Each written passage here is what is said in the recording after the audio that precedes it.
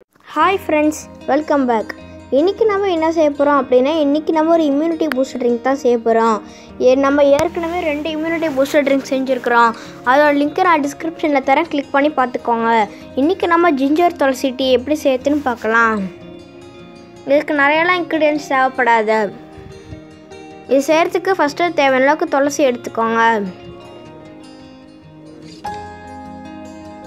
கொஞ்சமாக பிரியாணி இலை எடுத்துக்கோங்க, ஒனியன் எடுத்துக்கோங்க, கொஞ்சம் இஞ்சி எடுத்துக்கோங்க, 2 பட்டை எடுத்துக்கோங்க, கொஞ்சமாக நீங்கள் காரத்துக்கு ஏற்ப மிளகு எடுத்துக்கோங்க. அதுக்கப்புறம் ஏலக்காவை இந்த மாதிரி இடித்து வச்சுக்கிறோம். இது ஏலக்காய் பொடி.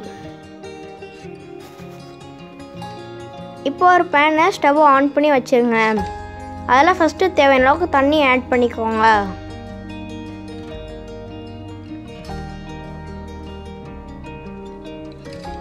தேவையான அளவுக்கு ஆட் பண்ணிக்கோங்க. தண்ணி இந்த மாதிரி கொதி வந்ததுக்கப்புறமா ஃபஸ்ட்டு வச்சுக்கிற பிரியாணி இலை பட்டை ஆட் பண்ணிக்கோங்க.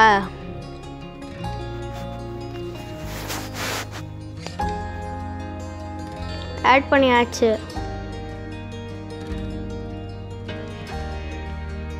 பாருங்கள், இப்போ தண்ணி கொதி வந்திருக்கு. இப்போ நம்ம இஞ்சி இந்த மாதிரி இடித்து ஆட் பண்ணிக்கலாம். நம்ம வச்சுருக்கிற துளசியவும் ஆட் பண்ணிடலாம். அதுக்கப்புறமா வச்சுருக்கிற அந்த ஏலக்காவையும் ஆட் பண்ணிடலாம்.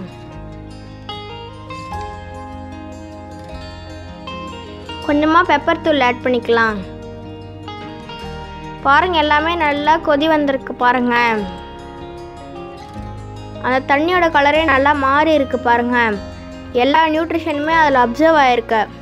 அதில் இருக்கிற எல்லா சத்துமே அதில் அப்சர்வ் ஆகிடுச்சு. ஒரு பாத்திரத்தில் இதில் நீங்கள் வடிகட்டி ஆட் பண்ணிக்கோங்க. இந்த மாதிரி ஒரு மெட்டல் வடிகட்டி யூஸ் பண்ணி வடிகட்டிக்கோங்க.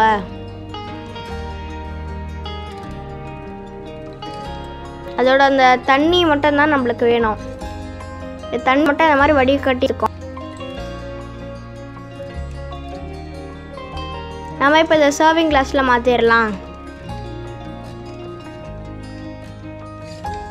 அவ்வளோதான் ஃப்ரெண்ட்ஸ், நம்மளோட ரொம்ப ஹெல்த்தியான ஜிஞ்சர் துளசி டீயும் இப்போ ரெடி ஆகிடுச்சு.